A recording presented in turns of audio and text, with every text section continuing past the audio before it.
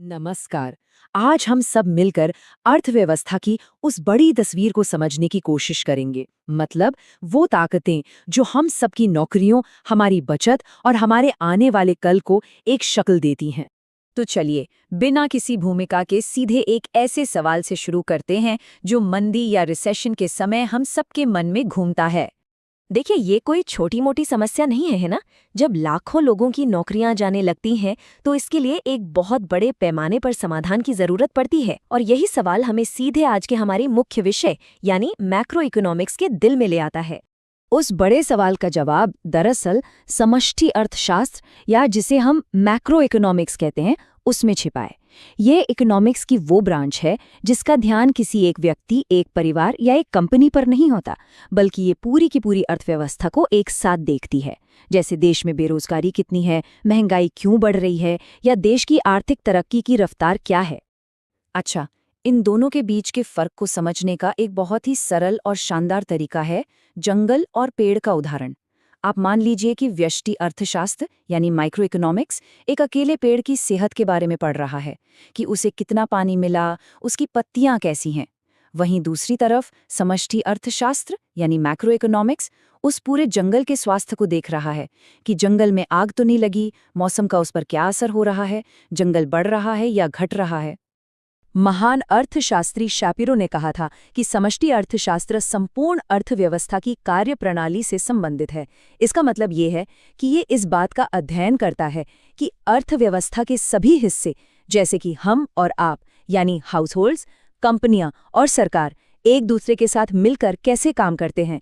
ये एक बंद सिस्टम की तरह है जहां एक का खर्च दूसरे की कमाई बनता है और सरकार टैक्स और अपने खर्चों से इस पूरे बहाव पर असर डालती है। इसी पूरे सिस्टम की पढ़ाई ही मैक्रो इकोनॉमिक्स है। देखिए, आज हम जिस आधुनिक समष्टि अर्थशास्त्र को जानते हैं, उसका जन्म एक बहुत बड़े संकट से हुआ था। बात है 1930 के दशक की महामंदी की। उस दौर से पहले जो क्लासिकल इकोनॉमिस्ट थे, उनका मानना था कि बाजार और अर्थव्यवस्था खुद को ठीक कर लेते हैं, सरकार को दखल नहीं देना चाहिए। लेकिन महामंदी में ऐसा कुछ नहीं हुआ। अर्थव्यवस्था पूरी तरह से बैठ गई।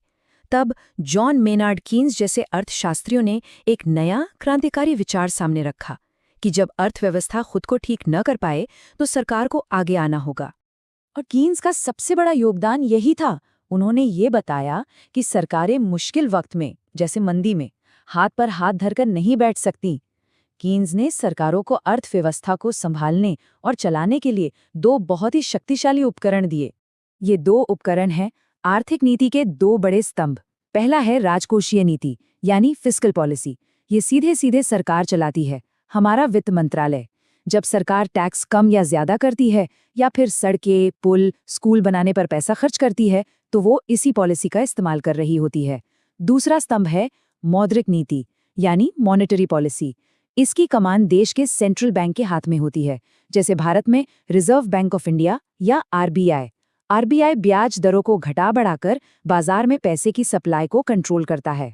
और इन दोनों टूल्स का इस्तेमाल हमने और आपने अभी हाल ही में देखा है। जब कोविड-19 महामारी आई तो पूरी दुनिया की अर्थव्यवस्थाएं रुक गईं। तब सरकारों ने फिस्कल पॉलिसी के तहत लोगों और कंपनियों को सीधे पैसे देकर मदद की, और सेंट्रल बैंकों ने मॉनेटरी पॉलिसी के तहत ब्याज दरें इतनी कम कर दी ताकि बाजार में पैसा बना रहे और अर्थव्यवस्था पूरी तरह से ढह न जाए। चलिए अब थोड़ा और आगे बढ़ते हैं और मैक्रो इकोनॉमिक्स की कुछ बहुत ही दिलचस्प और दिमाग चकरा देने वाली बातों को समझते हैं। क्योंकि यहाँ जो चीज़ एक अकेले इंसान के लिए सही है, वो अगर पूरा देश करने लगे तो विनाशकारी भी हो सकती है। इस कॉन्सेप्ट को कहते हैं संरचना का दोष या द फैलेसी ऑफ कॉम्पोजिशन। इसका बहुत सीधा सा मतलब है कि जो तर्क एक व्यक्ति के लिए सही है, जरूरी नहीं कि वो पूरी भीड़ या पूरे समाज के लिए भी सही हो। और मैक्रो इकोनॉमिक्स में इसी से कुछ बहुत ही हैरान करने वाले विरोधाभास यानी पैराडॉक्स पैदा होते हैं। इसका सबसे बड़ा और सबसे प्रसिद्ध उदाहरण अर्थशास्त्र की एक बहुत ही बुनियादी सच्चाई के इर्द गिर्द घूमता है। और वो सच्चाई ये है कि जब हम पैसा खर्च करते हैं तो हमारा खर्च किसी और की आमदनी बनता है। और यहीं से जन्म होता है बचत के विरोधाभास का। अब सोचिए जरा, व्यक्तिगत स्तर पर बचत करना एक बहुत अच्छी आदत है ना? लेकिन अगर मंदी के डर से देश का हर एक नागरिक तय कर ले कि वो पैसे सिर्फ बचाएगा, खर्च बिल्कुल नहीं करेगा, तो क्या होगा? बाजारों में सामान की मांग एकदम से गिर जाएगी। जब सामान बिकेगा ही नहीं तो कंपनियां अपना उत्पादन कम कर देंगी और लोगों को नौकरी से निकालना शुरू कर देंगी। इसका नतीजा पूरे देश की राष्ट्रीय आय घट जाएगी। और मजे की बात देखिए, जब लोगों की आय ही कम हो गई तो वो बचत कहाँ से करेंगे? अंत में पूरे देश की कुल बचत बढ़ने के बजाय घट जाएगी। मतलब जो एक व्यक्ति के लिए समझदारी थी वो पूरे समाज के लिए एक बड़ी आपदा बन गई। तो क्या इसका मतलब ये है कि व्यक्तिगत फैसले और राष्ट्रीय नतीजे हमेशा एक दूसरे के खिलाफ होते हैं? नहीं, बिल्कुल नहीं। सच तो ये है कि ये दोनों एक ही सिक्के के दो पहलू हैं और एक दूसरे पर बहुत गहराई से निर्भर करते हैं।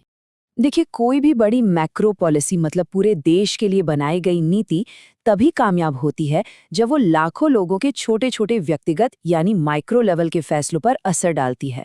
बड़ी तस्वीर और छोटी तस्वीर लगातार एक दूसरे से जुड़ी हुई हैं और इसका सबसे अच्छा उदाहरण ये है कि हमारे सेंट्रल बैंक महंगाई से कैसे लड़ते हैं।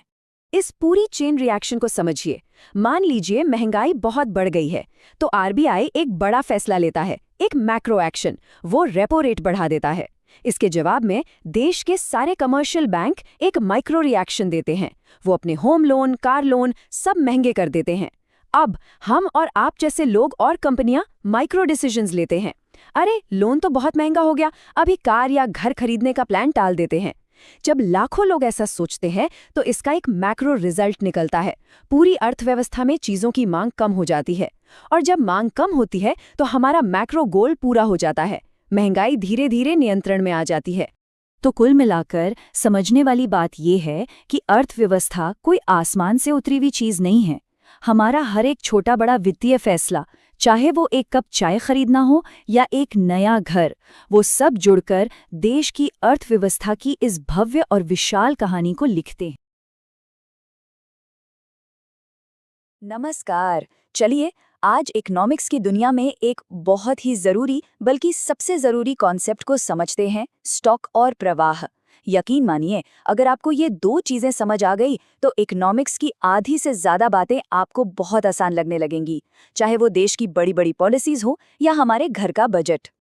तो आज हम क्या क्या कवर करने वाले हैं? सबसे पहले हम ये जानेंगे कि ये कॉन्सेप्ट्स अर्थशास्त्र की नींव क्यों हैं। फिर हम स्टॉक और फ्लो को एक एक करके बिल्कुल आसान उदाहरणों से समझेंगे। उसके बाद देखेंगे कि ये दोनों आपस में जुड़े कैसे हैं। और आखिर में सबसे जरूरी बात कि ये सब हमारी असल जिंदगी में मायने क्यों रखता है। ठीक है, तो शुरू करते हैं हमारे पहले सेक्शन से, अर्थशास्त्र की सबसे बुनियादी ईंट। देखिए, अगर आपको स्टॉक और फ्लो के बीच का फर्क ठीक से नहीं पता तो कोई भी इकोनॉमिक एनालिसिस मतलब कोई भी सिर्फ अधूरा ही नहीं होगा, बल्कि आपको पूरी तरह से गलत रास्ते पर ले जाएगा। आप देश की इनकम, बेरोजगारी या यहाँ तक कि अपने पर्सनल फाइनेंस को भी ठीक से नहीं समझ पाएंगे। तो इसे समझे बिना इकोनॉमी की सही पिक्चर देख पाना लगभग नामुमकिन है। चलिए तो सबसे पहले समझते हैं हमारी पहली और अहम अवधारणा को, जो है स्टॉक वेरिएबल। स्टॉक वेरिएबल, जरा इस शब्द पर ध्यान दीजिए। स्टॉक, इसका मतलब है कोई भी ऐसी चीज जिसे आप समय के एक खास पॉइंट पर, एक खास लम्हे में मापते हैं, बिल्कुल एक फोटोग्राफ की तरह, है ना? जब आप फोटो खींचते हैं तो वो उस एक पल को कैद कर लेती है। उसमें कोई मूवमेंट नहीं होती, कोई टाइम पीरियड नहीं होता, बस उस एक पल की सच्चाई। स्टॉक भी ठीक वैसा ही है, एक स्टैटिक यानी स्थिर वैल्यू। उदाहरण से ये बात और भी साफ हो जाएगी, जैसे कि संपत्ति या वेल्थ। जब कोई कहता है कि मेरी संपत्ति 1 करोड़ है, तो वो ये नहीं कहता कि 1 करोड़ प्रति महीना। नहीं, वो बता रहा है कि आज इस तारीख को उसके पास कुल कितना है। ये एक स्टॉक है। कि किसी तरह किसी देश पर आज की तारीख में कितना कर्ज है, या आज बाजार में कुल कितने पैसे मौजूद हैं, या किसी फैक्ट्री के गोदाम में आज कितना माल पड़ा है, ये सब स्टॉक के बेहतरीन उदाहरण हैं। ये बस इतना बताते हैं कि अभी इस पल में क्या स्थिति है। अच्छा, तो अगर स्टॉक एक फोटोग्राफ है तो फिर फ्लो क्या है? सीधी सी बात है, फ्लो है एक मूवी, एक वीडियो। ये ठहरा हुआ नहीं है, ये डायनामिक है, इसमें गति है। फ्लो वेरिएबल को आप एक पॉइंट पर नहीं माप सकते। इसके लिए आपको एक टाइम पीरियड चाहिए, एक ड्यूरेशन। जैसे एक वीडियो को देखने के लिए आपको प्ले और स्टॉप बटन चाहिए, है ना? एक शुरुआत और एक अंत। बिल्कुल वैसे ही फ्लो को मापने के लिए हमें पर डे, पर मंथ या पर ईयर जैसा कुछ चाहिए होता है। इसके साथ हमेशा एक टाइम डायमेंशन जुड़ा होता है। अब इसके उदाहरण देखिए, जैसे कि आय या इनकम। अगर कोई आपसे कहे कि मेरी इनकम 50,000 है, तो आपका पहला सवाल क्या होगा? यही ना कि भाई 50,000 कब के, महीने के या साल के? देखा, बिना टाइम पीरियड के ये जानकारी बिल्कुल अधूरी है। यही फ्लो है।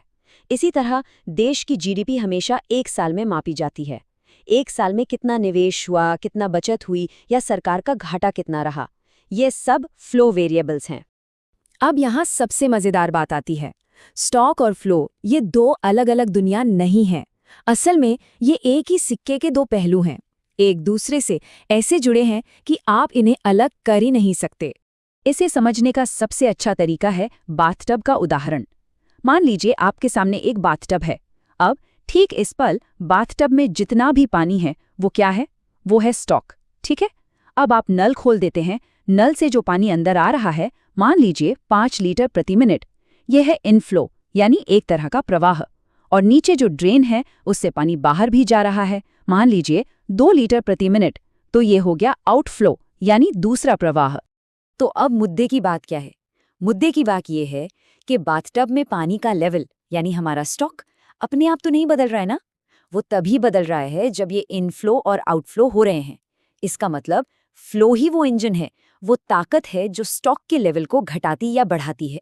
ठीक है, ये बाथटब वाली बात तो समझ आ गई, लेकिन असल जिंदगी में, इकोनॉमी में इसका क्या मतलब है? ये इतना जरूरी क्यों है? चलिए अब इसे असली दुनिया के उदाहरणों से समझते हैं। अक्सर हम न्यूज़ में सुनते हैं सरकार का घाटा बढ़ गया, देश पर कर्ज बढ़ गया, और कई लोग इन दोनों को एक ही चीज समझ लेते हैं। पर अब आप जानते हैं कि ये अलग है। बजट घाटा यानी डेफिसिट एक फ्लो वेरिएबल है। ये एक साल का हिसाब किताब है कि एक साल में सरकार ने कमाया कितना और खर्च कितना किया। जो अंतर है वो उस साल का घाटा है। लेकिन राष्ट्रीय ऋण यानी नेशनल डेट वो एक स्टॉक वेरिएबल है। वो आज तक का जमा हुआ सारा कर्ज है। हर साल का घाटा जो कि एक फ्लो है, इस बड़े से कर्ज के पहाड़ जो कि एक स्टॉक है में जाकर जुड़ जाता है। ये कंफ्यूजन इतना आम है कि एक बहुत बड़े अर्थशास्त्री माइकल कैलिकी ने तो मजाक में यहाँ तक कह दिया था कि मैंने पता लगा लिया है कि अर्थशास्त्र क्या है। यह स्टॉक को प्रवाह के साथ कंफ्यूज करने का विज्ञान है। मतलब सोचिए, बड़े बड़े लोग भी इसमें गलती कर जाते हैं। तो आज की पूरी बातचीत का निचोड़ क्या है? बिल्कुल सिंपल भाषा में, स्टॉक हमें बताता है कि आज हम कहाँ खड़े हैं, इट्स अ स्नैपशॉट। और फ्लो हमें बताता है कि हम किस दिशा में और कितनी तेजी से जा रहे हैं। ये हमारी रफ्तार है, हमारी डायरेक्शन है। और जाते जाते आपके लिए एक सवाल, अपनी जिंदगी के बारे में सोचिए। ऐसी कौन सी रोज की फ्लो एक्टिविटीज हैं, जैसे रोज पढ़ना, रोज एक्सरसाइज करना या रोज थोड़ा थोड़ा बचाना, जो आपकी जीवन के सबसे जरूरी स्टॉक को बना रही हैं, जैसे कि आपका ज्ञान, आपकी सेहत या आपकी संपत्ति। इस पर जरा सोचिएगा। नमस्कार, अर्थशास्त्र की इस बेहद दिलचस्प दुनिया में आप सभी का स्वागत है। अच्छा, आप कभी सोचा है कि किसी भी इकोनॉमी की, मतलब किसी भी अर्थव्यवस्था की धड़कन क्या होती है? वो कौन सी चीज है जो बिल्कुल हमारे शरीर में ब्लड सर्कुलेशन की तरह काम करती है? आज हम इसी के बारे में बात करने वाले हैं, आय के चक्रीय प्रवाह की, यानी सर्कुलर फ्लो ऑफ इनकम। सीधे शब्दों में कहें तो आज हम इकोनॉमी के असली इंजन को समझने की कोशिश करेंगे। तो आज हम क्या क्या देखने वाले हैं? देखिए, हम इकोनॉमी की इस सर्कुलेटरी सिस्टम से शुरू करेंगे, फिर एक बहुत ही बेसिक 2 सेक्टर मॉडल को समझेंगे, उसके बाद इसमें बैंक और सरकार को जोड़ेंगे, फिर पूरी दुनिया को, और आखिर में हम लीकेज और इंजेक्शन के उस कमाल के बैलेंस को समझेंगे जो किसी भी इकोनॉमी को या तो चलाता है या फिर गिरा देता है। तो चलिए शुरू करते हैं। जरा पानी के वाटर साइकिल के बारे में सोचिए, या फिर हमारे शरीर में खून कैसे दौड़ता है। जैसे पानी या खून कभी एक जगह रुकता नहीं है, बस अपनी शक्ल और जगह बदलता रहता है, ठीक बिल्कुल उसी तरह किसी भी इकोनॉमी में पैसा, सामान और सेवाएं, ये सब हमेशा हमेशा चलते रहते हैं। और इस पूरे फ्लो का, इस पूरे चक्र का जो सबसे बुनियादी सिद्धांत है ना, वो बहुत ही सिंपल है। एक इंसान का खर्चा दूसरे इंसान की इनकम होता है। बस जब भी कोई पैसा खर्च करता है तो वो पैसा घूमकर किसी और की जेब में पहुंच जाता है। है ना? और यही वो इंजन है जो पूरी इकोनॉमी के पहियों को लगातार घुमाता रहता है। अच्छा, इस फ्लो को ठीक से समझने के लिए हमें दो अलग-अलग धाराओं को देखना होगा। एक होता है रियल फ्लो, मतलब चीज़ों और सेवाओं का असल में एक जगह से दूसरी जगह जाना। जैसे हम सब यानी घर परिवार कंपनियों को अपनी मेहनत देते हैं। और दूसरा है मनी फ्लो, यानी उस मेहनत के बदले में पैसे का फ्लो। जैसे कंपनियां हमें हमारी मेहनत के लिए सैलरी देती हैं। अब देखिए, किसी भी कॉम्प्लेक्स मशीन को समझने का सबसे अच्छा तरीका क्या है? यही कि उसके सबसे आसान पुर्जों से शुरू किया जाए। तो आइए हम भी इकोनॉमी को उसके सबसे बेसिक रूप में देखते हैं, जिसे हम कहते हैं टू सेक्टर मॉडल। इसमें हम ये मान लेते हैं कि पूरी इकोनॉमी में सिर्फ दो ही लोग हैं, एक तरफ घर परिवार और दूसरी तरफ कंपनियां यानी फर्म्स। तो इस सिंपल मॉडल में हमारे दो मेन खिलाड़ी हैं।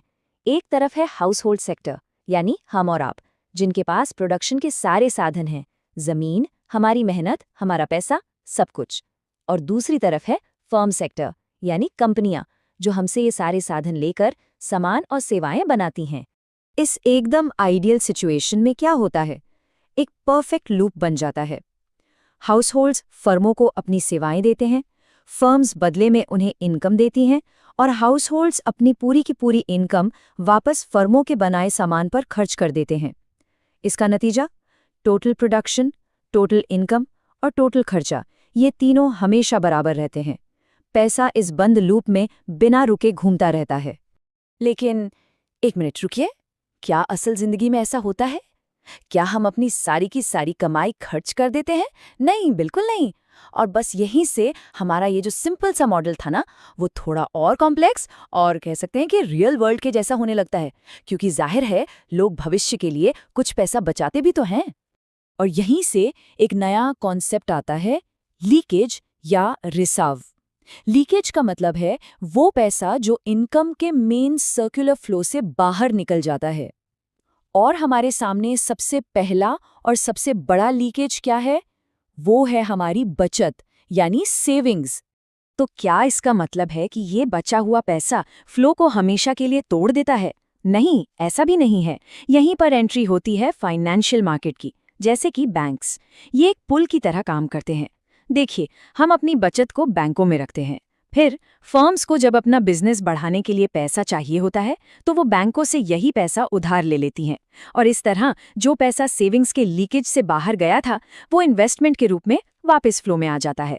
चलिए अब अपने मॉडल को थोड़ा और असली बनाते हैं। इसमें एक तीसरा और बहुत बड़ा खिलाड़ी जोड़ते हैं, सरकार। और जैसे ही हम सरकार को शामिल करते हैं, ये हमारा 3 सेक्टर मॉडल बन जाता है। अब सरकार का ना एक डबल रोल होता है। एक तरफ तो वो हम सबसे और कंपनियों से टैक्स लेती है, जिससे हमारी खर्च करने की ताकत थोड़ी कम हो जाती है, तो इस हिसाब से टैक्स एक लीकेज हुआ। पर दूसरी तरफ सरकार उसी पैसे को सड़कें बनाने में, स्कूल चलाने में और बाकी सेवाओं पर खर्च भी करती है, जिससे पैसा वापस इकोनॉमी में आता है। तो ये जो सरकारी खर्च है, ये एक इंजेक्शन है। इसका एक बहुत ही अच्छा इंडियन एग्जाम्पल है मनरेगा स्कीम। ये एक तरह का ट्रांसफर पेमेंट है, जहां सरकार लोगों को सीधे पैसा देती है और बदले में कोई सामान या सेवा तुरंत नहीं लेती। ये ग्रामीण अर्थव्यवस्था में इनकम का एक डायरेक्ट इंजेक्शन है, जिससे लोगों की खरीदने की ताकत सीधे सीधे बढ़ जाती है। आज के ग्लोबलाइजेशन के दौर में कोई भी देश अकेला तो काम कर नहीं सकता। तो चलिए अपने मॉडल में आखिरी और फाइनल हिस्सा भी जोड़ देते हैं, विदेशी क्षेत्र यानी फॉरेन सेक्टर। और इसके जुड़ते ही हमारा मॉडल एक ओपन इकोनॉमी का 4 सेक्टर मॉडल बन जाता है। अब ये जो विदेशी व्यापार है, ये भी 2 तरह से काम करता है। जब हम बाहर के देशों से सामान मंगाते हैं, जैसे आईफोन या कच्चा तेल, तो हमारा पैसा देश से बाहर जाता है। इसे कहते हैं इंपोर्ट्स या आयात, और ये एक लीकेज है। लेकिन जब हम अपना सामान जैसे आईटी सॉफ्टवेयर या मसाले दूसरे देशों को बेचते हैं, तो बाहर का पैसा हमारे देश में आता है। इसे कहते हैं एक्सपोर्ट्स या निर्यात, और ये एक इंजेक्शन है। और देखिए, ये सिर्फ किताबी बातें नहीं हैं। चलिए असली डेटा देखते हैं। भारत का फाइनेंशियल ईयर 2024-25 का ट्रेड डेटा। हमने लगभग $915 बिलियन का सामान इंपोर्ट किया। सोचिए, $915 बिलियन। ये एक बहुत बहुत बड़ा लीकेज था। वहीं दूसरी तरफ हमने करीब $821 बिलियन का सामान एक्सपोर्ट भी किया, जो हमारी इकोनॉमी के लिए एक जबरदस्त इंजेक्शन था। तो इन आंकड़ों से अंदाजा लगता है कि असल में ये फ्लो कितना बड़ा और कितना जरूरी है। तो अब तक हमने जो कुछ भी समझा उसका पूरा सार सिर्फ 2 शब्दों में है, लीकेज और इंजेक्शन। आप कह सकते हैं कि पूरी मैक्रो इकोनॉमिक्स इन 2 ताकतों के बीच एक बैलेंस बनाने का ही विज्ञान है। इसको समझने का एक बहुत ही आसान तरीका है पानी की टंकी का उदाहरण। सोचिए कि हमारी पूरी इकोनॉमी एक बहुत बड़ी पानी की टंकी है और इस टंकी में जो पानी का लेवल है वो हमारे देश की नेशनल इनकम या जीडीपी है। अब इस टंकी में 3 बड़े छेद हैं जिनसे पानी लगातार बाहर निकल रहा है। ये हैं हमारे लीकेजेस। पहला हमारी बचत यानी सेविंग्स, दूसरा सरकार जो टैक्स लेती है यानी टैक्सेस, और तीसरा जो पैसा हम विदेशी सामान खरीदने पर खर्च करते हैं यानी इंपोर्ट्स। ये तीनों इकोनॉमी के मेन फ्लो से पैसा बाहर निकाल रहे हैं। और साथ ही इस टैंकी में 3 बड़े नल भी लगे हैं जो इसमें लगातार नया पानी डाल रहे हैं। ये हैं हमारे इंजेक्शंस। पहला कंपनियों का इन्वेस्टमेंट, दूसरा सरकार का खर्चा यानी गवर्नमेंट स्पेंडिंग, और तीसरा जब हम अपना सामान बाहर बेचते हैं उससे आया पैसा यानी एक्सपोर्ट्स। ये तीनों इकोनॉमी में नया पैसा लेकर आते हैं। तो सवाल ये है कि इकोनॉमी स्टेबल कब रहती है? ये तब होता है जब वो एक शानदार संतुलन की स्थिति में पहुंचती है, और इसी को हम मैक्रो इकोनॉमिक्स का गोल्डन रूल भी कह सकते हैं। और ये रहा वो गोल्डन रूल। एक इकोनॉमी तब स्टेबल और बैलेंस्ड में होती है जब उस टंकी से जितना पानी बाहर निकल रहा है यानी टोटल लीकेज, ठीक उतना ही पानी उस टंकी में वापस आ भी रहा हो, मतलब टोटल इंजेक्शन। जब ये दोनों बराबर हो जाते हैं तब इकोनॉमी संतुलन में होती है। और इसका फॉर्मूला है S+T+M=I+G+X, लीकेज बराबर इंजेक्शन। पर सोचिए, अगर ये बैलेंस बिगड़ जाए तो क्या होगा? अगर टंकी में आने वाला पानी यानी इंजेक्शन निकलने वाले पानी यानी लीकेज से ज्यादा हो जाए तो पानी का लेवल बढ़ेगा, मतलब नेशनल इनकम बढ़ेगी और देश तरक्की करेगा। लेकिन अगर लीकेज ज्यादा हो गए तो टंकी खाली होने लगेगी, मतलब नेशनल इनकम गिरेगी और देश मंदी की तरफ जा सकता है। तो आखिर में सबसे जरूरी बात यह है कि हर आर्थिक नीति का, हर इकोनॉमिक पॉलिसी का असली मकसद इसी फ्लो को मैनेज करना होता है। चाहे वो सब्सिडी हो, टैक्स के रेट हो या व्यापार के समझौते, सरकार और सेंट्रल बैंक हमेशा इसी नाजुक बैलेंस को साधने की कोशिश करते हैं ताकि आय का ये चक्र कभी रुके नहीं, मजबूती से चलता रहे और हमारी इकोनॉमी लगातार ग्रोथ करती रहे।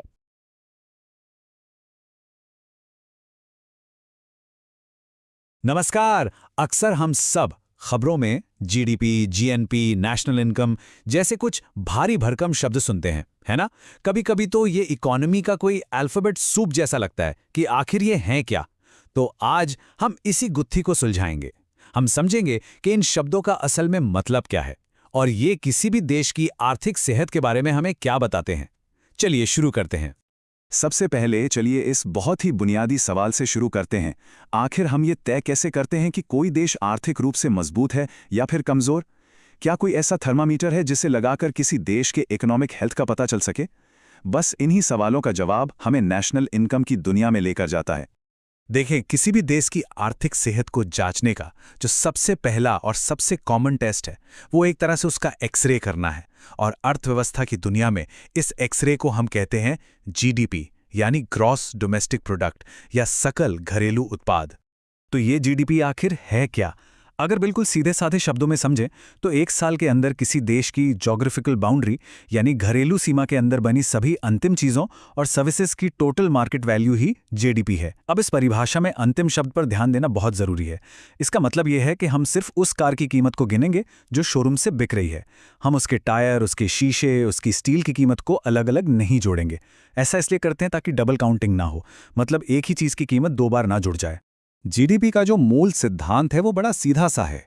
ये सिर्फ और सिर्फ जगह यानी लोकेशन पर फोकस करता है। जीडीपी को इस बात से कोई मतलब नहीं कि प्रोडक्शन कौन कर रहा है, उसे बस इससे मतलब है कि प्रोडक्शन कहाँ हो रहा है। जैसे मान लीजिए भारत में एक टाटा की फैक्ट्री है और एक सैमसंग की फैक्ट्री है। दोनों ही फैक्ट्रियों में जो भी बनेगा वो भारत की जीडीपी में ही गिना जाएगा। कौन बना रहा है ये मैटर नहीं करता। अच्छा, जीडीपी को कैलकुलेट करने का एक और बड़ा मशहूर तरीका है, वो ये देखता है कि देश में टोटल खर्चा कितना हो रहा है। इसका एक फॉर्मूला है। सबसे पहला है सी यानी कंजम्पशन। ये वो सारा खर्चा है जो हम और आप जैसे लोग अपनी ज़रूरत की चीज़ों और सर्विसेज पर करते हैं, जैसे घर का राशन, कपड़े या कोई नई गाड़ी खरीदना। दूसरा है आय यानी इन्वेस्टमेंट। ये वो पैसा है जो कंपनियां नई फैक्ट्री लगाने, नई मशीनें खरीदने में लगाती हैं। फिर आता है जी यानी गवर्नमेंट स्पेंडिंग। इसमें सरकार जो सड़कें, स्कूल, हॉस्पिटल बनाती है या डिफेंस पर जो खर्च करती है वो सब शामिल है। और आखिर में है X-M यानी नेट एक्सपोर्ट्स, मतलब हमने जो सामान दूसरे देशों को बेचा, एक्सपोर्ट्स, और जो उनसे खरीदा, इंपोर्ट्स, उसके बीच का अंतर। इन सब को मिला दें तो हमें खर्चे के हिसाब से देश की जीडीपी मिल जाती है। तो ठीक है, जीडीपी ने हमें ये तो बता दिया कि भारत की सीमाओं के अंदर क्या क्या बना, लेकिन उन भारतीयों का क्या जो देश से बाहर काम कर रहे हैं और वहां से पैसा भारत भेजते हैं, उनकी इनकम को कहाँ गिना जाएगा? बस यही सवाल हमें अपनी अगली कॉन्सेप्ट की ओर ले जाता है, और इसका जवाब है GNP यानी ग्रॉस नेशनल प्रोडक्ट। अब यहां पर खेल बदल जाता है। ध्यान दीजिए, अब फोकस जगह यानी लोकेशन से हटकर देश के नागरिकों पर आ गया है। इसका मतलब ये हुआ कि एक भारतीय नागरिक, चाहे वो अमेरिका में रहकर कमाएं या दुबई में, उसकी कमाई भारत के GNP में ही गिनी जाएगी। यहां पर नेशनल होना जरूरी है, लोकेशन नहीं। और ये स्लाइड इसे बहुत ही मजेदार तरीके से समझाती है। एक पल के लिए सोचिए कि भारत एक बड़ा सा जॉइंट फैमिली है। अब इस घर के अंदर जितना भी कमाया गया या बनाया गया वो हो गया घर का GDP। अब इसमें हम उस बेटे की कमाई जोड़ देंगे जो विदेश में रहता है और घर पैसे भेजता है, और साथ ही हमारे घर में जो एक विदेशी मेहमान रहकर कमा रहा है और अपने देश पैसे भेज रहा है, उसकी कमाई को घटा देंगे। तो आखिर में जो बचा वही तो हुई ना परिवार की असली कमाई। और बस इसी को हम GNP कहते हैं। इकोनॉमिक्स की भाषा में ये जो विदेश से आए पैसे को जोड़ना और यहां से गए पैसे को घटाना है, इसे ही हम NFIA कहते हैं, यानी net factor income from abroad. तो सीधा सा फॉर्मूला बन जाता है GNP = GDP + NFIA। वैसे भारत के केस में ये NFIA ज्यादातर नेगेटिव ही होता है। ऐसा इसलिए क्योंकि भारत में काम कर रही विदेशी कंपनियां और लोग जितना पैसा बाहर भेजते हैं वो हमारे लोग जो बाहर से भेजते हैं उससे ज्यादा होता है। तो इसका निचोड़ क्या निकला? एक बहुत ही जरूरी बात यह है कि इसी नेगेटिव NFIA की वजह से भारत का जो GDP है वो आमतौर पर उसके GNP से ज्यादा ही होता है। ये एक इंपॉर्टेंट पॉइंट है।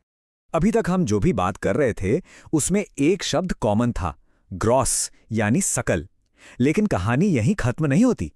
जब हम कोई चीज बनाते हैं तो मशीनें घिसती हैं, बिल्डिंग्स पुरानी होती हैं, है ना?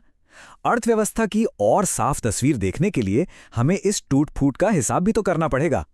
इसी टूट-फूट और घिसावट को इकोनॉमिक्स की भाषा में कहते हैं मूल्यह्रास या डिप्रिसिएशन। सोचिए, एक फैक्ट्री में मशीनें दिन रात चल रही हैं। क्या वो हमेशा नई जैसी रहेंगी? नहीं ना। समय के साथ उनकी वैल्यू कम होती जाएगी। बस इसी वैल्यू में आने वाली कमी को हम डिप्रिसिएशन कहते हैं। ये प्रोडक्शन की एक असली लागत है जिसे हम अनदेखा नहीं कर सकते। और ग्रॉस से नेट तक जाने का एक गोल्डन रूल है। ये बहुत ही आसान है। आप किसी भी ग्रॉस फिगर में से डेप्रिसिएशन को घटा दीजिए तो आपको उसका नेट यानी शुद्ध आंकड़ा मिल जाएगा। Simple, gross minus depreciation = net. तो चलिए इसी गोल्डन रूल को अब हम GDP और GNP पर लगाकर देखते हैं।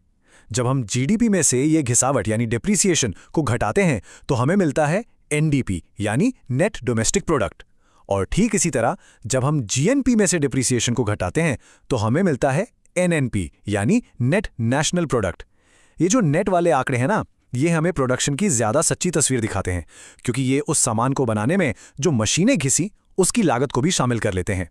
तो अब हम देश की नेट इनकम NNP तक तो पहुंच गए हैं।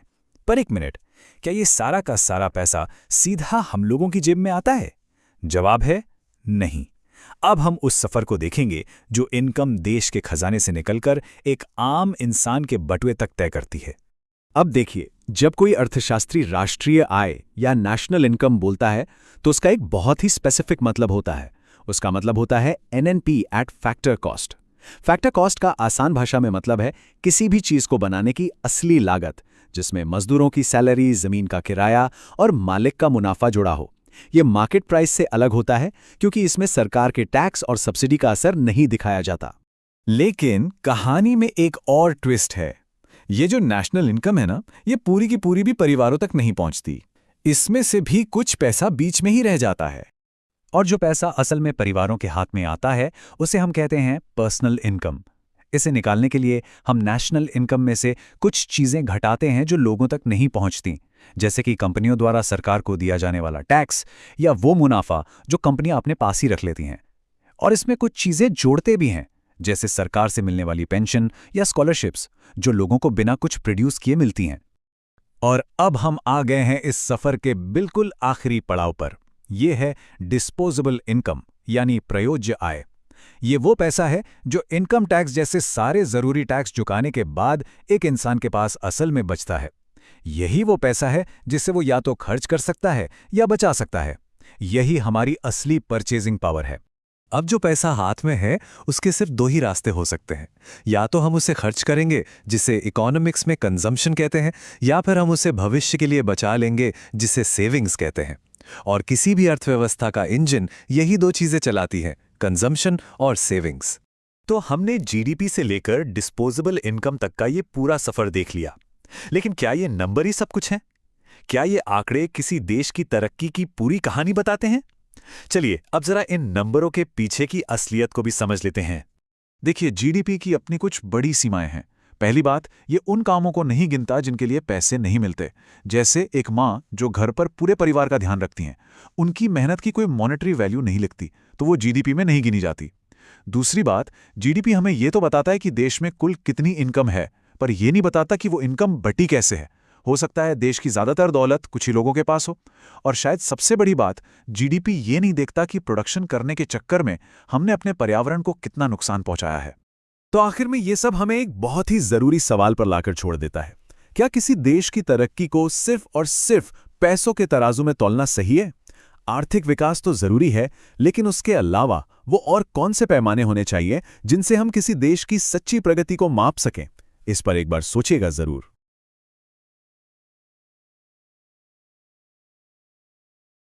नमस्कार। कभी सोचा है ये जो हम सुनते हैं कि देश की इकोनॉमी बढ़ रही है या घट रही है, ये पता कैसे चलता है? इसका सारा राज छिपा है नेशनल इनकम की कैलकुलेशन में। और आज खास तौर पर बीए सेकेंड ईयर के इकोनॉमिक्स स्टूडेंट्स के लिए हम इसी को समझने वाले हैं। तो सोचिए, किसी देश की पूरी इकोनॉमी की एक फोटो खींचनी हो, कैसे खींचेंगे? आज हम यही सीखने वाले हैं कि ये फोटो खींचने के या कहें कि इकोनॉमी को नापने के अलग-अलग तरीके कौन से हैं और हर तरीका हमें क्या दिखाता है। तो आज का हमारा रोड मैप क्या है? सबसे पहले हम समझेंगे इकोनॉमी के सर्कुलर फ्लो को। ये बेसिक्स हैं। फिर हम एक एक करके तीनों मेन मेथड्स देखेंगे, प्रोडक्शन मेथड, इनकम मेथड और एक्सपेंडिचर मेथड। और आखिर में इन सबको जोड़कर देखेंगे कि पूरी पिक्चर क्या बनती है। तो चलिए सबसे पहले बात करते हैं उस फाउंडेशन की जिस पर ये सारे मेथड्स टिके हुए हैं, यानी इकोनॉमी का सर्कुलर फ्लो। तो ये सर्कुलर फ्लो ऑफ इनकम है क्या आखिर? देखिए, ये एक बड़ा सिंपल सा मॉडल है जो दिखाता है कि पैसा इकोनॉमी में कैसे घूमता है। इसके दो मेन प्लेयर्स हैं। एक तरफ है हाउस होल्ड्स यानी परिवार, और दूसरी तरफ है फर्म्स यानी कंपनियां। और मजे की बात यह है कि ये एक लगातार चलने वाला लूप है। फर्म्स प्रोडक्शन करती हैं जिससे परिवारों को इनकम होती है। फिर परिवार उसी इनकम को चीजें खरीदने पर खर्च करते हैं और ये पैसा वापस फर्म्स के पास चला जाता है जिससे वो और प्रोडक्शन करते हैं। प्रोडक्शन से इनकम, इनकम से एक्सपेंडिचर और फिर वापस प्रोडक्शन। ये साइकिल बस चलती रहती है। तो चलिए अपनी इकोनॉमी की फोटो खींचने के लिए पहला एंगल ट्राई करते हैं, प्रोडक्शन मेथड। इसका सवाल बहुत सीधा है। एक साल में देश ने कुल मिलाकर बनाया क्या? What did we make? इस मेथड को वैल्यू एडेड मेथड भी कहते हैं। इसमें हम एक साल में देश में बने सभी फाइनल गुड्स एंड सर्विसेज की मॉनेटरी वैल्यू को जोड़ देते हैं। लेकिन इसमें एक बहुत बड़ी प्रॉब्लम आ सकती है, डबल काउंटिंग की। मतलब एक ही चीज को बार बार गिन लेना। और इसी से बचने के लिए हम वैल्यू एडेड का कॉन्सेप्ट यूज करते हैं। इसको समझने के लिए ये गेहूं से ब्रेड बनने वाला एग्जाम्पल बेस्ट है। स्क्रीन पर देखिए। स्टेज 1, किसान ने गेहूं उगाया, मान लीजिए 100 रुपए का, तो वैल्यू एडेड हुआ 100 रुपए। अब स्टेज 2, मिलर ने वो 100 रुपए का गेहूं खरीदा, उसका आटा बनाया और 150 रुपए में बेकर को बेच दिया। तो मिलर ने कितनी वैल्यू ऐड की? 150 रुपए माइनस 100 रुपए यानी 50 रुपए। आखिर में बेकर ने 150 रुपए का आटा लिया, ब्रेड बनाई और कंज्यूमर को 200 रुपए में बेची। तो बेकर का वैल्यू एडिशन कितना हुआ? 50 रुपए। अब अगर हम टोटल वैल्यू एडेड को जोड़ें 100 + 50 + 50 तो टोटल आता है 200 रुपए। और यही तो ब्रेड की फाइनल कीमत है। देखा, कोई डबल काउंटिंग नहीं हुई। तो प्रैक्टिकली ये मेथड काम कैसे करता है? 3 सिंपल स्टेप्स हैं। पहला, सारी प्रोडक्शन यूनिट्स को सेक्टर्स में बांटा जाता है, प्राइमरी, सेकेंडरी, टर्शरी, मतलब खेती, इंडस्ट्री और सर्विसेज। दूसरा, हर सेक्टर का वैल्यू एडेड कैलकुलेट करते हैं। और तीसरा, इन सब को जोड़कर और कुछ एडजस्टमेंट्स करके हमें नेशनल इनकम मिल जाती है। चलिए अब कैमरा एंगल बदलते हैं। अब हम इकोनॉमी को दूसरे नजरिए से देखेंगे, इनकम मेथड से। सवाल अब ये नहीं है कि क्या बना, बल्कि ये है कि किसने क्या कमाया। तो इनकम मेथड क्या करता है? ये उन सभी इनकम को जोड़ता है जो फैक्टर्स ऑफ प्रोडक्शन ने कमाई हैं, मतलब लैंड, लेबर, कैपिटल और एंटरप्रेन्योरशिप। सोचिए, एक कंपनी ने 10 लाख का सामान बेचा, तो ये 10 लाख रुपए कहाँ गए? कुछ हिस्सा मजदूरों को सैलरी के तौर पर गया, कुछ जमीन के मालिक को रेंट के तौर पर, कुछ इंटरेस्ट के तौर पर, और जो बचा वो एंटरप्रेन्योर का प्रॉफिट हो गया। इनकम मेथड बस इसी सारी कमाई को जोड़ देता है। तो फैक्टर इनकम के ये 4 पिलर्स हैं। लेबर से मिलती है वेजेस और सैलरी, लैंड से मिलता है रेंट, कैपिटल से मिलता है इंटरेस्ट और एंटरप्रेन्योरशिप से मिलता है प्रॉफिट। बस इन्हीं चारों को जोड़ना होता है। अब जब असल में कैलकुलेशन होती है तो इन 3 मेन चीजों को देखा जाता है। पहला है कंपेंसेशन ऑफ एम्प्लॉयज, मतलब सैलरी, बोनस, पीएफ वगैरह। दूसरा है ऑपरेटिंग सरप्लस, जिसमें रेंट, इंटरेस्ट और प्रॉफिट आ जाता है। और तीसरा है मिक्स्ड इनकम। ये उन लोगों के लिए है जो सेल्फ एम्प्लॉयड हैं, जैसे कोई डॉक्टर या छोटा दुकानदार, जिनकी इनकम को ऐसे अलग अलग बांटना मुश्किल होता है। ठीक है, तो अब हम आते हैं अपने सर्कुलर फ्लो के तीसरे और आखिरी पॉइंट पर, एक्सपेंडिचर मेथड। हमने देख लिया कि क्या बना, किसने कमाया। अब सवाल यह है कि उस पैसे को खर्च किसने किया। ये मेथड एक बहुत ही सिंपल आइडिया पर बेस्ड है कि किसी एक का खर्च किसी दूसरे की इनकम होता है ना? तो अगर हम पूरे देश में हुए फाइनल खर्च को जोड़ दें तो हमें नेशनल इनकम पता चल जाएगी। इसका एक बहुत फेमस फॉर्मूला है, GDP = C + G + I + NX। चलिए इसको फटाफट ब्रेक डाउन करते हैं। C मतलब कंजम्पशन, यानी private final consumption expenditure. G मतलब गवर्नमेंट का फाइनल कंजम्पशन एक्सपेंडिचर। I मतलब इन्वेस्टमेंट या ग्रॉस कैपिटल फॉर्मेशन। और NX मतलब नेट एक्सपोर्ट्स, यानी एक्सपोर्ट्स माइनस इंपोर्ट्स। तो C क्या है? ये वो खर्चा है जो परिवार अपनी रोजमर्रा की जरूरतों पर करते हैं। G है सरकार का खर्चा, जैसे एडमिनिस्ट्रेशन, डिफेंस पर। I है देश में होने वाला इन्वेस्टमेंट, जैसे नई फैक्ट्री लगाना, मशीनें खरीदना। और NX ये है कि विदेशियों ने हमारे सामान पर कितना खर्च किया, उसमें से वो घटा दो जो हमने विदेशी सामान पर खर्च किया। तो अब तक हमने इकोनॉमी को 3 अलग अलग एंगल से देख लिया। चलिए अब इन तीनों व्यूज को एक साथ रखते हैं और देखते हैं कि पूरी पिक्चर कैसे दिखती है। हम वापस वहीं आ गए जहां से शुरू किया था, सर्कुलर फ्लो पर। अब ये एकदम क्लियर हो गया होगा कि प्रोडक्शन, इनकम और एक्सपेंडिचर ये असल में एक ही लगातार चलने वाले लूप के 3 अलग अलग पॉइंट्स हैं। हर मेथड बस उसी फ्लो को एक अलग जगह से नाप रहा है। तो एक क्विक रिवीजन हो जाए। प्रोडक्शन मेथड बताता है कि क्या प्रोड्यूस हुआ, इनकम मेथड बताता है कि उस प्रोडक्शन से इनकम किसने कमाई, और एक्सपेंडिचर मेथड बताता है कि जो प्रोड्यूस हुआ उसे खरीदने पर पैसा किसने खर्च किया। तो जैसा कहा जाता है, ये तीनों मेथड्स एक ही सिक्के के 3 पहलू हैं। थ्योरी में इन तीनों से जवाब एकदम सेम आना चाहिए। हाँ, प्रैक्टिकल दुनिया में डेटा कलेक्शन की वजह से थोड़े बहुत डिफरेंसेस आ जाते हैं, पर आइडिया यही है। और ये हमें एक बहुत ही इंटरेस्टिंग सवाल पर लाकर छोड़ता है कि अगर तीनों मेथड्स एक ही चीज को नापते हैं तो असल में उनके नतीजों में फर्क क्यों आ जाता है? जरा सोचिए इस बारे में, क्योंकि इसका जवाब हमें रियल वर्ल्ड इकोनॉमिक्स की मुश्किलों के बारे में काफी कुछ सिखाता है। उम्मीद है इस चर्चा से नेशनल इनकम को मापने के इन तरीकों को लेकर क्लैरिटी आई होगी। पढ़ते रहिए और सवाल करते रहिए। जुड़ने के लिए बहुत बहुत शुक्रिया।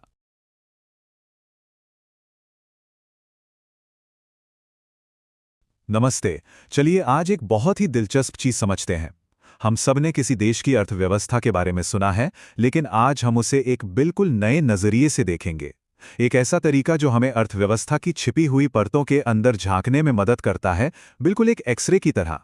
अक्सर हम अखबारों में, न्यूज़ में सुनते हैं ना कि देश की जीडीपी इतने % बढ़ गई या घट गई, लेकिन कभी सोचा है कि क्या ये सिर्फ एक नंबर, बस एक अकेला आंकड़ा हमें पूरी कहानी बता सकता है? क्या इससे ये पता चलता है कि देश के अंदर असल में पैसा कहाँ से आ रहा है और कहाँ जा रहा है? शायद नहीं। तो आज हम इस पूरे टॉपिक को कैसे समझेंगे, इसका एक रोड मैप है। सबसे पहले हम जानेंगे कि सिर्फ एक नंबर पर टिके रहना काफ़ी क्यों नहीं है। फिर हम अर्थव्यवस्था के 5 मेन प्लेयर्स यानी खिलाड़ियों से मिलेंगे। उसके बाद हम देखेंगे कि इन खिलाड़ियों के बीच पैसे का फ्लो यानी लेन देन कैसे होता है। फिर इन सब टुकड़ों को जोड़कर एक बड़ी पिक्चर देखेंगे और आखिर में हम इस बात पर गौर करेंगे कि ये सब समझना इतना ज़रूरी क्यों है। तो चलिए शुरू करते हैं हमारे पहले पॉइंट से। अभी के लिए उस एक नंबर जीडीपी को भूल जाइए। हम एक सिंबल से, नाप तौल से आगे बढ़कर एक ऐसे पूरे सिस्टम को समझने जा रहे हैं जो हमें दिखाता है कि अर्थव्यवस्था के अंदर असली कनेक्शंस कैसे काम करते हैं। अब जरा इस स्लाइड को ध्यान से देखिए। ये अर्थव्यवस्था को देखने के 2 अलग-अलग तरीकों की तुलना करती है। लेफ्ट साइड में है हमारा पारंपरिक तरीका, जो बस आपको मैच का फाइनल स्कोर बता देता है, यानी जीडीपी कितनी है। लेकिन राइट साइड में है सोशल अकाउंटिंग। ये आपको सिर्फ स्कोर नहीं, बल्कि पूरे खेल का रीप्ले दिखाता है। कौन सा खिलाड़ी कैसा खेल रहा है और वो एक दूसरे को पास कैसे दे रहे हैं। तो सवाल ये है कि ये सोशल अकाउंटिंग आखिर है क्या? इसे ऐसे समझिए जैसे ये पूरे देश की एक बहुत बड़ी बही खाता या लेजर बुक है। ये डबल एंट्री बही खाता के सिद्धांत पर काम करती है, जिसका एक ही सिंपल सा नियम है। अर्थव्यवस्था में किसी एक का खर्चा किसी दूसरे की कमाई बनता है। इस बैलेंस की वजह से हमें पूरी और सटीक तस्वीर मिलती है। और इस बेहतरीन आइडिया के पीछे जो शख्स थे, वो थे नोबेल पुरस्कार विजेता सर रिचर्ड स्टोन। उनका विजन था कि इकोनॉमी कोई एक नंबर नहीं है, बल्कि ये एक जिंदा, डायनामिक जाल की तरह है, जहां हर धागा एक दूसरे से मजबूती से जुड़ा हुआ है। ठीक है, तो अब जब हमें पता चल गया है कि ये सिस्टम क्या है, तो देखते हैं कि ये बनता कैसे है। मतलब इस आर्थिक खेल के मैदान में खिलाड़ी कौन-कौन हैं। इस कॉम्प्लेक्स सिस्टम को आसानी से समझने के लिए हम इसे 5 मेन प्लेयर्स या सेक्टर्स में तोड़ के देखेंगे। तो ये हैं वो 5 खिलाड़ी। पहला, हम और आप, यानी हाउस होल्ड सेक्टर, जो सामान खरीदते हैं और कंज्यूम करते हैं। दूसरा, बिजनेस सेक्टर या कंपनियां जो सामान बनाती हैं। तीसरे खिलाड़ी हैं सरकार, जो नियम बनाती है और टैक्स लेती है। चौथा है रेस्ट ऑफ द वर्ल्ड, यानी बाकी दुनिया जिसके साथ हम व्यापार करते हैं। और पांचवा और बहुत ज़रूरी खिलाड़ी है हमारा कैपिटल या फाइनेंशियल सेक्टर, जैसे बैंक्स, जो हमारी बचत को निवेश से जोड़ने का काम करता है। अब जब हमें खिलाड़ी पता चल गए हैं, तो ये देखते हैं कि ये खेल खेला कैसे जाता है। और इस खेल में बॉल क्या है? पैसा। आप पैसे को अर्थव्यवस्था की जीवन धारा, मतलब लाइफ ब्लड मान सकते हैं, जो इन सभी खिलाड़ियों के बीच लगातार बहता रहता है। इसकी शुरुआत बिल्कुल बेसिक लेवल से होती है। हम, यानी जो हाउस होल्ड्स हैं, वो कंपनियों के लिए काम करते हैं और जो पैसा हम कमाते हैं उसे उन्हीं कंपनियों के बनाए सामान पर खर्च कर देते हैं। ये हुआ सर्कल का एक हिस्सा। और फिर पैसा घूमकर वापस आता है। कंपनियां हमें हमारे काम के बदले में सैलरी देती हैं, मुनाफा देती हैं। तो इस तरह से ये एक सिंपल सा सर्कल पूरा हो जाता है। पैसा हमसे कंपनियों तक गया और कंपनियों से वापस हम तक आ गया। लेकिन असल दुनिया इतनी सीधी साधी तो है नहीं, है ना? होता यह है कि कुछ पैसा इस सर्कल से बाहर चला जाता है। इसे हम कहते हैं लीकेज। जैसे हमारी सेविंग्स, जब हम पैसा बैंक में रखते हैं तो वो तुरंत खर्च नहीं होता, या जो हम सरकार को टैक्स देते हैं, या फिर इंपोर्ट्स, जब हम कोई विदेशी सामान खरीदते हैं तो वो पैसा देश से बाहर चला जाता है। और ठीक इसी तरह कुछ पैसा बाहर से इस सर्कल के अंदर भी आता है। इसे हम कहते हैं इंजेक्शन। जैसे जब कंपनियां नई फैक्ट्री में इन्वेस्टमेंट करती हैं, या सरकार नई सड़क बनाने पर खर्च करती है, या जब हम अपना सामान बाहर बेचते हैं, यानी एक्सपोर्ट्स करते हैं। तो सबसे जरूरी बात क्या है? एक स्टेबल, एक स्थिर इकोनॉमी के लिए जरूरी है कि ये दोनों चीजें बैलेंस में रहें। जितना पैसा बाहर जा रहा है, यानी लीकेजेस, लगभग उतना ही पैसा अंदर आना चाहिए, यानी इंजेक्शंस। जब ये तराजू बराबर रहता है तो अर्थव्यवस्था की गाड़ी पटरी पर चलती रहती है। तो हमने सारे खिलाड़ियों को समझ लिया, पैसे का फ्लो भी देख लिया। लेकिन अब सवाल ये है कि इस सबको एक साथ एक ही जगह पर कैसे देखें? कैसे इस पूरे कॉम्प्लेक्स सिस्टम का एक स्नैपशॉट लें? इसका जवाब है एक बहुत ही पावरफुल टूल में, जिसे कहते हैं सोशल अकाउंटिंग मैट्रिक्स। ये मैट्रिक्स, या जिसे शॉर्ट में सम कहते हैं, यही वो एक्सरे है जिसकी बात हमने शुरू में की थी। ये बस एक टेबल है, लेकिन बहुत काम की। इसमें हर कॉलम जो कि पेमेंट दिखाता है, वो किसी न किसी रो से जुड़ा है जो रिसीट या प्राप्ति दिखाता है। जैसे यहाँ देखिए, अगर आप परिवार वाले रो को देखें तो उनकी कमाई कहाँ से हो रही है? फर्मों वाले कॉलम से, जो उन्हें मजदूरी और प्रॉफिट दे रही हैं। और दूसरी तरफ फर्मों वाले रो को देखिए, उनकी कमाई कहाँ से हो रही है? परिवार वाले कॉलम से, जो उनका सामान खरीद रहे हैं। इससे बिल्कुल साफ पता चलता है कि कौन किसे किस लिए और कितना पैसा दे रहा है। और ये सिर्फ किताबी बातें नहीं हैं, भारत में इसका असली इस्तेमाल होता है। जो पॉलिसी मेकर्स हैं वो सैम का इस्तेमाल ये देखने के लिए करते हैं कि मनरेगा जैसी योजनाओं का असर गांव की अर्थव्यवस्था पर असल में क्या हो रहा है। मतलब वो ये ट्रैक कर सकते हैं कि मनरेगा से जो पैसा लोगों के हाथ में आया, क्या वो उसे गांव की दुकानों पर ही खर्च कर रहे हैं, जिससे लोकल इकोनॉमी को भी फायदा हो। ये पूरी चेन को समझने में मदद करता है। तो आखिर में ये सब इतना मायने क्यों रखता है? ये गहरा नजरिया इतना जरूरी क्यों है? क्योंकि ये हमें वापस उसी सवाल पर ले आता है जहां से हमने शुरू किया था। सिर्फ जीडीपी को देखने की क्या सीमाएं हैं, क्या कमियां हैं? जो पारंपरिक जीडीपी है वो बहुत कुछ नजरअंदाज कर देता है। जैसे वो ये तो बताता है कि देश में उत्पादन बढ़ा, पर यह नहीं बताता कि हम बना क्या रहे हैं, बंदूकें या मक्खन। वो फैक्ट्री से हुए प्रदूषण की लागत को नहीं गिनता। वो एक हाउसवाइफ के घर में किए गए अनमोल काम को कोई वैल्यू नहीं देता। और सबसे बड़ी बात, वो ये छिपा सकता है कि देश की कमाई कुछ ही हाथों में जा रही है और असमानता बढ़ रही है। सोशल अकाउंटिंग इन सभी छिपी हुई सच्चाइयों को हमारे सामने लाता है। और ये हमें एक बहुत बड़े सवाल के साथ छोड़ जाता है। सोचिए, अगर हमारे पास पैसे के एक एक रुपए के फ्लो को इतने सटीक तरीके से ट्रैक करने के टूल्स हैं, तो क्या हम इन्हीं तरीकों का इस्तेमाल उन चीज़ों को मापने के लिए नहीं कर सकते जो असल में ज़्यादा मायने रखती हैं, जैसे समाज की भलाई, लोगों की खुशी का फ्लो? इस पर सोचिएगा ज़रूर।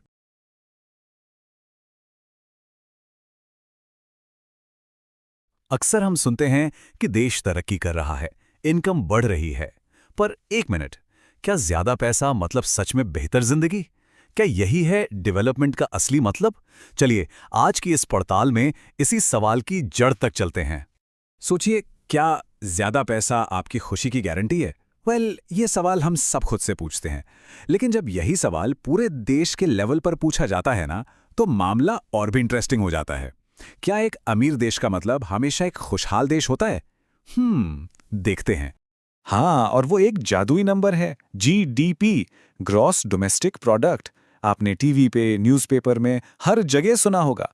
इसे ही देश का रिपोर्ट कार्ड मान लिया गया है। जीडीपी ग्रोथ ऊपर गई तो वाह वाह, देश सफल हो गया, है ना? पर क्या बस इतना ही है? क्या ये एक अकेला नंबर करोड़ों लोगों की असल जिंदगी की कहानी बता सकता है? मुझे तो नहीं लगता। और यहीं से हमारी असली पड़ताल शुरू होती है।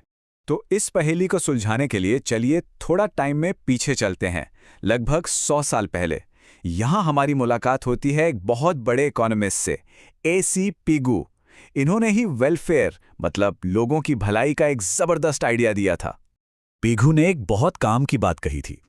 उन्होंने कहा कि देखो, एक होती है हमारी टोटल हैप्पीनेस, और उसका बस एक छोटा सा हिस्सा है इकोनॉमिक वेलफेयर, मतलब वो सुख जिसे हम पैसे से नाप सकते हैं। पर हमारे रिश्ते, मन की शांति, इन सब का क्या? इन्हें तो पैसे के तराजू में नहीं तोल सकते, है ना? तो ये समझना जरूरी है कि पैसा सब कुछ नहीं है, बस एक हिस्सा है। तो पिगू ने देश की खुशहाली बढ़ाने के 2 सिंपल से रूल दिए। पहला, देश की जो टोटल इनकम है, सोचिए एक बड़ा सा केक, उस केक को और बड़ा बनाओ। और दूसरा, जो शायद इससे भी ज्यादा जरूरी है, उस केक को ठीक से, ईमानदारी से सब में बांटो। ऐसा नहीं कि किसी एक को ही पूरा मिल जाए। और ये केक वाली बात कितनी सही है, इसका एक बढ़िया एग्जाम्पल है। सोचिए, एक मजदूर को 1000 रुपए एक्स्ट्रा मिले तो शायद उसके घर का चूल्हा जलेगा, बच्चों की फीस जाएगी, उसकी जिंदगी बदल सकती है। वहीं एक अरबपति को 1000 रुपए मिले, उसे तो शायद पता भी ना चले। इसे इकोनॉमिक्स में law of diminishing marginal utility कहते हैं। मतलब पैसे की वैल्यू हर किसी के लिए एक जैसी नहीं होती। इसीलिए सिर्फ देश की इनकम बढ़ाना काफी नहीं, ये देखना जरूरी है कि वो पैसा जा किसके पास रहा है। ठीक है, तो अब आते हैं सबसे बड़े मुद्दे पर, जीडीपी। चलिए इस मिथक की परतें उधेड़ते हैं और देखते हैं कि यह हमें क्या क्या नहीं बताता। ये जो अधूरा सच है, इसे पूरा करते हैं। मजे की बात तो यह है कि पिगू ने खुद इसके बारे में वार्निंग दी थी। उन्होंने नेशनल इनकम को एक रबर की छड़ी या रबर का स्केल कहा था। सोचिए, एक ऐसा स्केल जिसे आप खींच भी सकते हैं और सिकोड़ भी सकते हैं। मतलब ये सच्चाई को तोड़ मरोड़ कर पेश कर सकता है।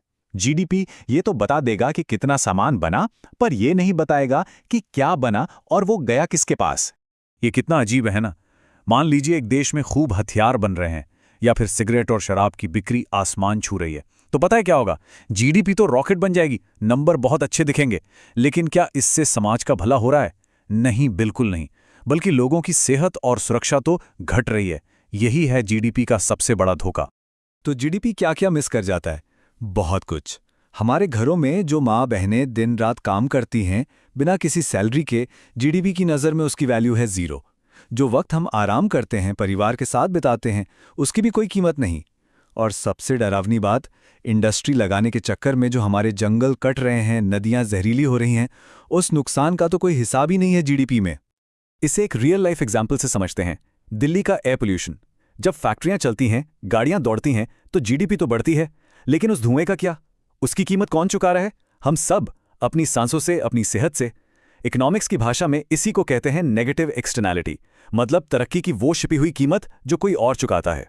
और यह कीमत कोई छोटी मोटी नहीं है। भारत में हर साल 16 लाख से ज्यादा लोग सिर्फ प्रदूषण की वजह से वक्त से पहले मर जाते हैं। 16 लाख! ये एक भयानक सच्चाई है जो जीडीपी के चमकते हुए आंकड़ों के पीछे छिप जाती है। तो सवाल उठता है कि अगर जीडीपी सही थर्मोमीटर नहीं है तो फिर क्या है?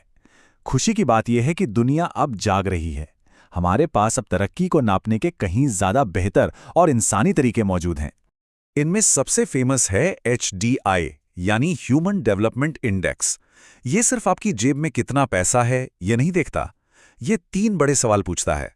पहला, क्या लोग लंबी और हेल्दी जिंदगी जी पा रहे हैं? दूसरा, क्या उन्हें अच्छी पढ़ाई लिखाई मिल रही है? और तीसरा, क्या उनके पास एक डिसेंट जिंदगी जीने लायक पैसा है? देखिए कितना बैलेंस्ड नजरिया है।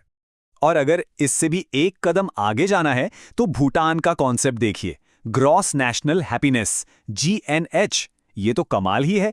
ये लोगों की मेंटल हेल्थ, कल्चर, पर्यावरण और सरकार पर भरोसे जैसी चीजों को भी तरक्की का हिस्सा मानता है। मतलब सिर्फ पेट भरना नहीं, मन की खुशी भी जरूरी है। तो इस टेबल को देखिए।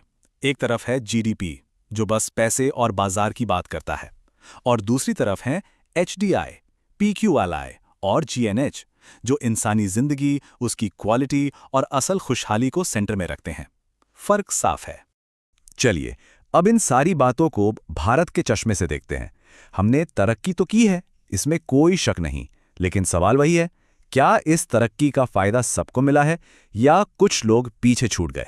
सरकार ने लोगों की भलाई के लिए कई बड़े कदम उठाए हैं, जैसे मनरेगा जो गांव के लोगों को काम की गारंटी देता है, फिर DBT जिससे सब्सिडी का पैसा सीधे लोगों के अकाउंट में जाता है, बीच में कोई लीकेज नहीं, और आयुष्मान भारत जो दुनिया की सबसे बड़ी हेल्थ इंश्योरेंस स्कीम है और करोड़ों लोगों को कवर करती है।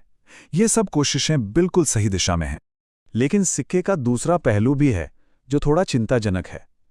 हाल के सर्वे का एक आंकड़ा देखिए। ग्रामीण भारत में एक परिवार अपने बच्चों की पढ़ाई पर औसतन 133 रुपये खर्च करता है और तंबाकू, नशे जैसी चीजों पर 158 रुपये। सोचिए, पढ़ाई से ज्यादा खर्च नशे पर। यह एक बहुत बड़ी चेतावनी है। ओवरऑल देखें तो लेटेस्ट डेटा में कुछ अच्छी चीजें भी हैं, जैसे गांव और शहर के खर्च का फासला कम हो रहा है। लोग अब सिर्फ रोटी, कपड़ा, मकान से आगे बढ़कर दूसरी चीजों पर भी खर्च कर रहे हैं। पर हेल्थ और एजुकेशन पर खर्च अभी भी बहुत बहुत कम है, जो कि असली डेवलपमेंट की नींव है। और कई बार विकास की एक भारी कीमत चुकानी पड़ती है। सरदार सरोवर डैम को ही ले लीजिए। इससे बिजली मिली, पानी मिला, ये सच है, लेकिन इस प्रोग्रेस के लिए 3,20,000 से भी ज्यादा लोगों को अपने घर, अपनी जमीनें छोड़नी पड़ी। यह हमें सोचने पर मजबूर करता है कि आखिर ये कैसा विकास है जिसकी कीमत कुछ सबसे गरीब लोग चुकाते हैं। तो इन सारी बातों के बाद हम आखिर में कहां पहुंचते हैं? क्या है विकास का असली मतलब?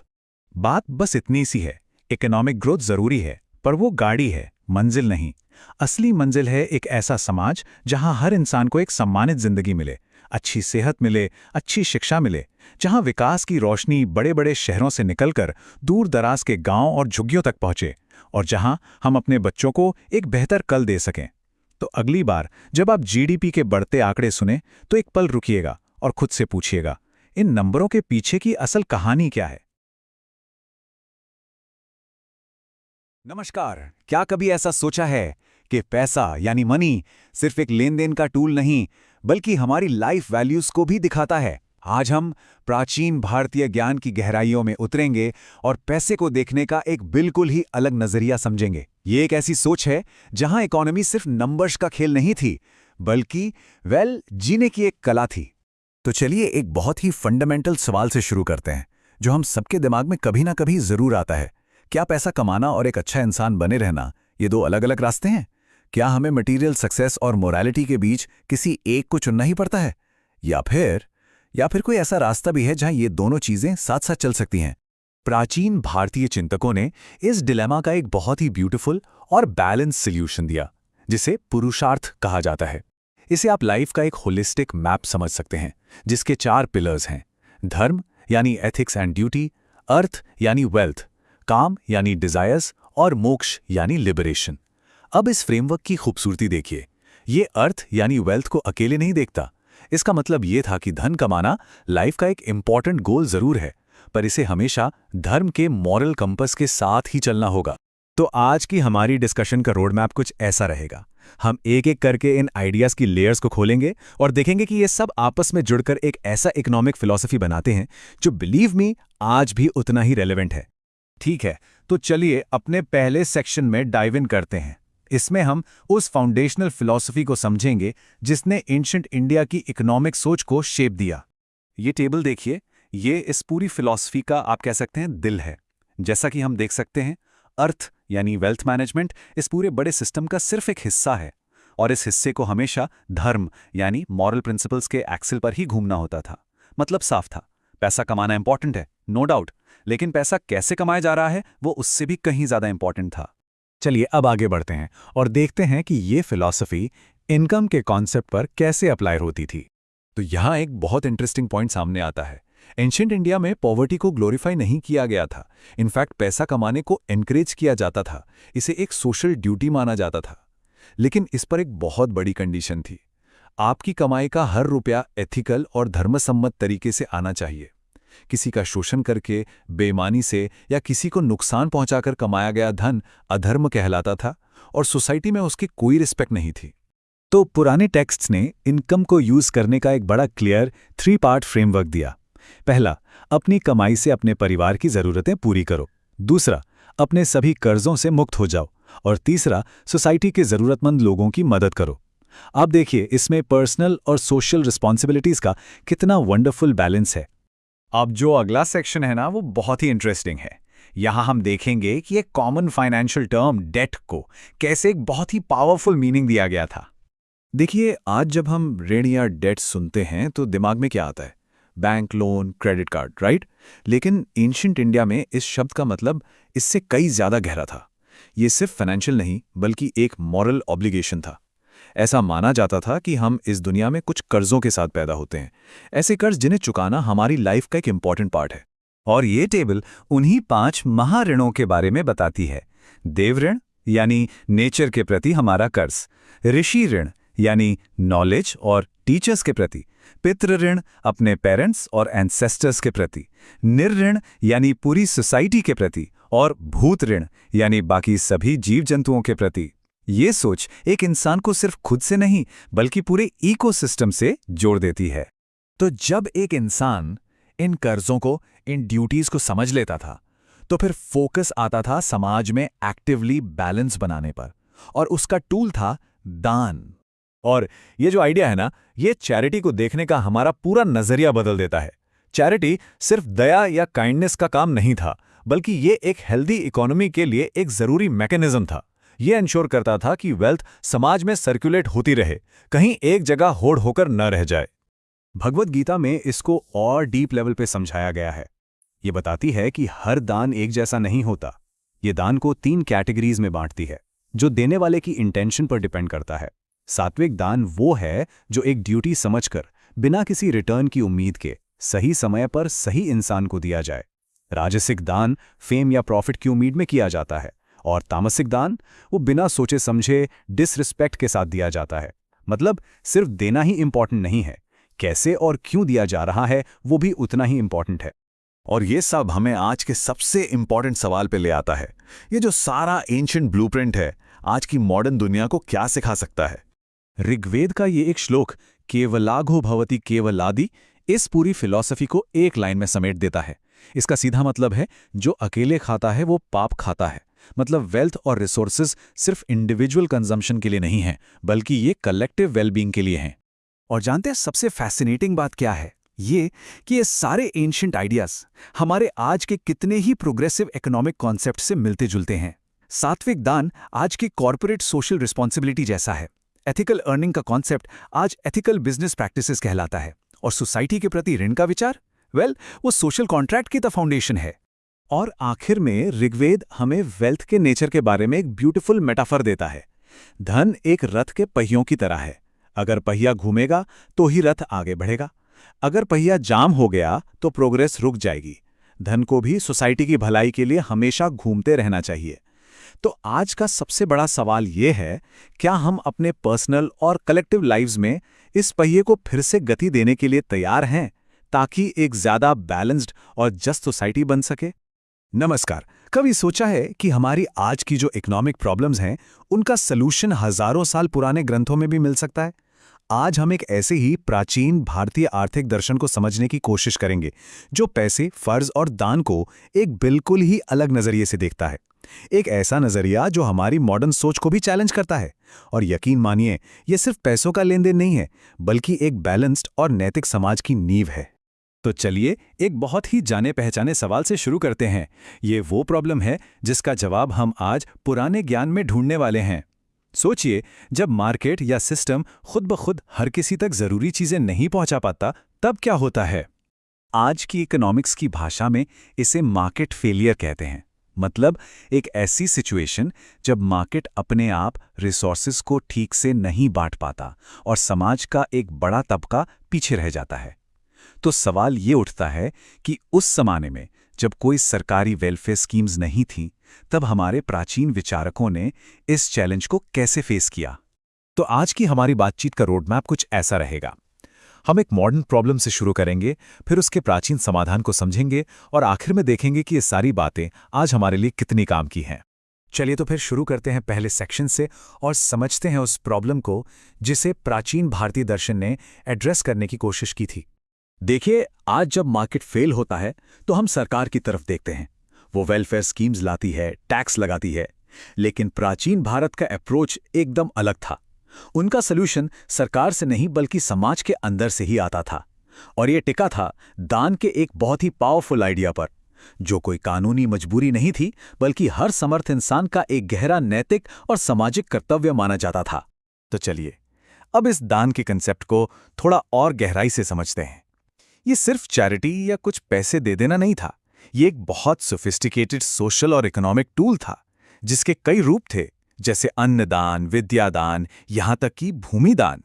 यहां जो तस्वीर सामने आती है वो कमाल की है। दान एक तरह से उस समय का सोशल सेफ्टी नेट था।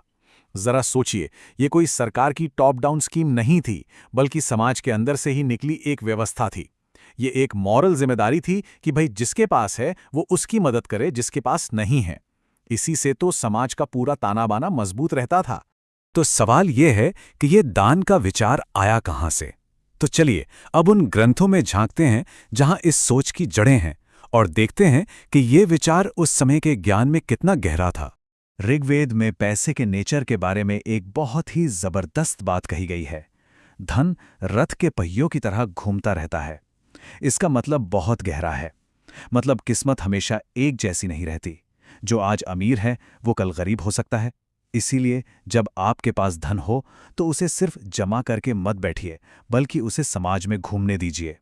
असल में ये सर्कुलेशन ऑफ वेल्थ का हजारों साल पुराना आइडिया है। और ऋग्वेद की ये चेतावनी तो और भी ज्यादा तीखी है। केवलाघो भवति केवलादि, यानी जो अकेला खाता है वो पाप खाता है। ये एक बहुत ही सीधी और साफ बात है कि रिसोर्सेज सिर्फ आपके अकेले के लिए नहीं है। जो इंसान सिर्फ अपने लिए कमाता और खाता है और समाज के प्रति अपनी जिम्मेदारी पूरी नहीं करता, वो नैतिक तौर पर गलत कर रहा है। सोशल रिस्पॉन्सिबिलिटी का इससे मजबूत मैसेज और क्या हो सकता है भला? अब आगे बढ़ते हैं महाभारत की ओर। यहाँ भीष्म पितामह युधिष्ठिर को राजधर्म की शिक्षा दे रहे हैं और उनकी ये सीख सिर्फ राजनीति के बारे में नहीं है, बल्कि ये एथिकल इकोनॉमिक्स और गुड गवर्नेंस के भी बहुत गहरे सबक हैं। भीष्म जो बातें कह रहे हैं वो असल में एक मॉडर्न वेलफेयर स्टेट और प्रोग्रेसिव टैक्सेशन का हजारों साल पुराना ब्लूप्रिंट है। सबसे जरूरी बात यह है कि राजा का ये परम कर्तव्य है कि वो पैसे का रीडिस्ट्रीब्यूशन करे ताकि राज्य में कोई भूखा ना रहे। ये सीधे सीधे राजा की जिम्मेदारी थी। तो अब इस पूरे आइडिया को और बड़े पर्सपेक्टिव से देखते हैं। दान कोई अकेला कॉन्सेप्ट नहीं था, ये आय यानी इनकम और ऋण यानी डेट के साथ एक बड़े इंटीग्रेटेड इकोनॉमिक और मॉरल सिस्टम का हिस्सा था। ये तीनों मिलकर ही एक बैलेंस लाइफ बनाते थे। ये देखिए, पैसे का नैतिक प्रवाह 3 स्टेप्स में बताया गया है। पहला, अर्थ यानी सही और नैतिक तरीकों से पैसा कमाइए। दूसरा, ऋण मुक्ति, अपने सारे कर्ज चुकाइए। और ये सिर्फ फाइनेंशियल कर्ज नहीं है, बल्कि समाज का, अपने गुरुओं का, प्रकृति का, हमारे ऊपर जो नैतिक कर्ज हैं वो भी इसमें शामिल हैं। और आखिर में जब ये सारी जिम्मेदारियां पूरी हो जाएं, तब जो बचे वो दान के लिए है। और यहाँ एक और बहुत दिलचस्प बात है। इस फिलॉसफी में सिर्फ दान देना काफी नहीं है, उसके पीछे की नीयत यानी आपका इंटेंशन भी उतना ही जरूरी है। भगवत गीता दान को 3 तरह का बताती है। सबसे अच्छा है सात्विक दान, जो बिना किसी उम्मीद के बस अपना कर्तव्य समझकर सही इंसान को सही समय पर दिया जाता है। तो अब हम अपनी इस चर्चा के आखिरी हिस्से में पहुंच गए हैं। चलिए अब इन प्राचीन आइडियाज को सीधे आज की दुनिया से जोड़कर देखते हैं कि हम इनसे क्या सीख सकते हैं। ये देखना बहुत दिलचस्प है कि कैसे ये प्राचीन भारतीय विचार आज के मॉडर्न सोशल और इकोनॉमिक आइडियाज से सीधे सीधे जुड़ते हैं। जिसे वो दान कहते थे, वो आज की कॉर्पोरेट सोशल रिस्पॉन्सिबिलिटी यानी CSR का ही तो मूल विचार है। राजधर्म का आइडिया मॉडर्न वेलफेयर स्टेट का आधार है। ये दिखाता है कि ये सिद्धांत वाकई टाइमलेस है। तो सबसे जरूरी बात यह है, इस पूरे सिस्टम का फोकस पर्सनल कंजम्पशन पर नहीं, बल्कि समाज में कंट्रीब्यूशन पर था। ये फिलॉसफी लेने के बजाय देने पर आधारित थी। इसे हम एक तरह का कंट्रीब्यूशनिज्म कह सकते हैं।